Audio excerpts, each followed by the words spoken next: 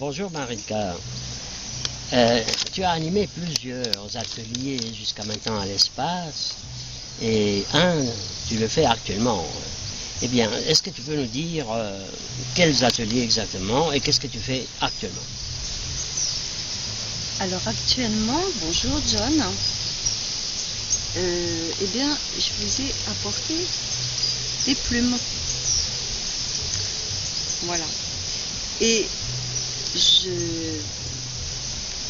pense que nous avons tous des histoires à raconter. Nous sommes tous appelés à écrire professionnellement ou dans notre vie privée. Mais comment rendre perceptible à nos lecteurs ce que nous voulons transmettre et comment l'atelier d'écriture peut contribuer, comment l'écriture peut contribuer à notre épanouissement. Alors, comment tu t'y prends pour le faire? Alors actuellement je propose un atelier d'écriture qui s'appelle des pages à voir ou du visible à l'invisible. Il s'agit d'un atelier d'écriture qui est basé sur les principes de Bing et d'Aleph, mais avec ce que j'ai intégré à travers mes formations, mon expérience et d'autres apports de ma formation et de mon expérience pour en faire quelque chose de personnel. Dans cet atelier, je propose des techniques pour éveiller l'imagination du lecteur. Alors quand on dit imagination, bien sûr, il y a le mot image. Donc nous partons du visible, c'est-à-dire du réel, de ce que nous voyons, comme par exemple ce que nous voyons de ces plumes, pour aller vers l'invisible. Et là, nous pouvons communiquer quelque chose des émotions du passé sans en parler directement. Et là encore, à travers des images, par exemple des métaphores, ou à travers la tonalité de ce que nous avons décrit visuellement. Donc par exemple, lorsque nous voyons ces plumes, nous pouvons dire qu'elles sont bleues, avec un revers verdâtre, mais nous pouvons aussi, tu vois John, remarquer qu'elles sont un peu abîmées. Donc déjà, si nous disons qu'elles sont un peu abîmées, nous donnons une indication. Elles ne sont pas toutes neuves, donc elles ont un passé. Et ainsi, on peut donner beaucoup d'indications qui suggèrent des choses de l'ordre de l'invisible. Maintenant, nos émotions, notre vécu au moment de l'atelier, au moment où nous écrivons, peuvent nourrir notre écriture et nous permettre de clarifier notre pensée. Est-ce que tu peux nous citer des exemples?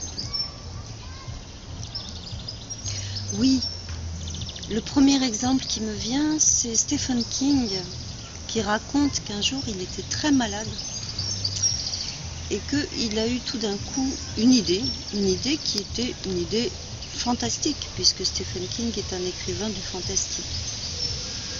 Et il est parti sur ce germe d'une nouvelle et il a commencé à écrire. Il s'est levé, il a commencé à écrire et puis il a écrit toute la nuit. Il a écrit des heures et ça a donné une nouvelle fantastique. Et lorsqu'il a fini sa nouvelle, il n'était plus malade. Alors moi-même, il m'est arrivé de bloquer par rapport à l'écriture. Pourquoi? Parce que j'étais en colère. Et de cette colère m'empêchait d'écrire. Et finalement, j'ai commencé à écrire, parce que j'étais en colère, sur les poubelles. Et ça a donné un texte qui était fort, qui était abouti, en tout cas suffisamment pour moi, et ça m'a permis voilà, de faire quelque chose de ma colère. Mais alors, ton atelier peut avoir des effets curatifs alors? Attention, ce n'est pas un médicament. Ça dépend d'abord de l'investissement de chacun, de la dynamique du groupe qui s'installe, et c'est les gens qui viennent, qui participent, qui créent à la fois leurs écrits, leurs textes et leur bien-être. Eh bien Martine, toi tu as assisté à son atelier. Comment tu as vécu cet atelier? Qu'est-ce qu'il t'a donné pour toi? Je l'ai vécu avec beaucoup de bonheur, à plusieurs niveaux. D'abord, j'ai trouvé, Marilka, que tu désamorçais l'angoisse de la page blanche en donnant des propositions extrêmement précises, extrêmement techniques. Donc, c'était pas un grand vide. Il y avait un cadre et j'ai trouvé ça très rassurant. Et ce que j'ai beaucoup aimé, c'est que tu donnais plusieurs propositions à chaque séance.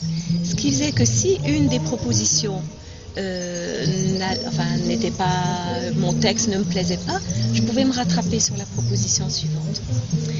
Et quand on lisait les textes, tu expliquais beaucoup au niveau technique. Est-ce que ça correspondait à la proposition ou pas, et de quelle façon?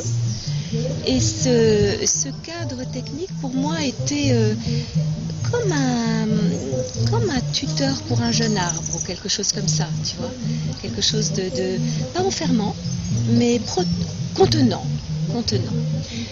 Une autre chose qui m'a beaucoup frappée aussi, c'est que tous on a eu oh c'est pas terrible, je suis pas contente. Et toi tu remettais toujours sur techniquement parlant, tu as fait ça.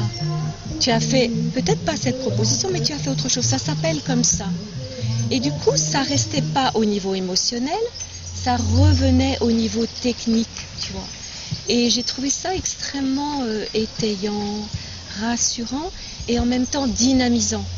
Parce que le chaos ou l'imprécision du départ prenait forme petit à petit et allait vers quelque chose d'abouti. Et ça m'a beaucoup plu et ça m'a beaucoup aidé dans ma démarche d'écriture. Donc je te remercie. Voilà, merci à toi, ce que j'avais à dire. Eh bien, et toi Thérèse, tu as participé aussi à son atelier. Oui, bien sûr. Qu'est-ce que ça a été pour toi là, de le faire? Qu'est-ce que ça t'a donné? Ça a été tout à fait intéressant. J'ai bien aimé les propositions que tu nous as faites. Et bon, il y a également dans ce genre de travail aussi le travail du groupe est tout à fait intéressant.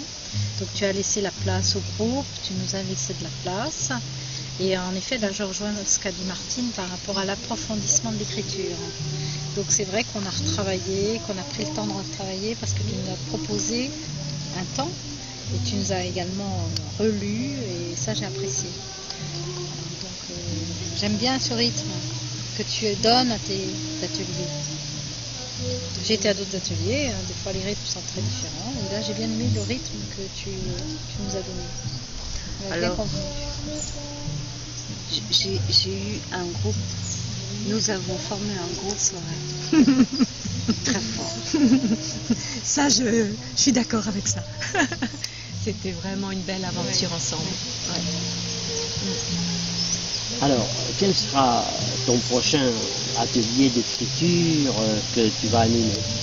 Alors, je vais proposer cet atelier à nouveau à la Toussaint, c'est-à-dire du 1er au 7 novembre. Et je vous convie à venir pour que nous explorions ensemble nos mondes visibles et intimes. J'espère que tu seras entendu. Merci pour tes réponses. Elles éclaireront les Espaciennes et les Espaciens sur ta présence à l'espace et au monde. Merci John, merci Thérèse et merci Martine.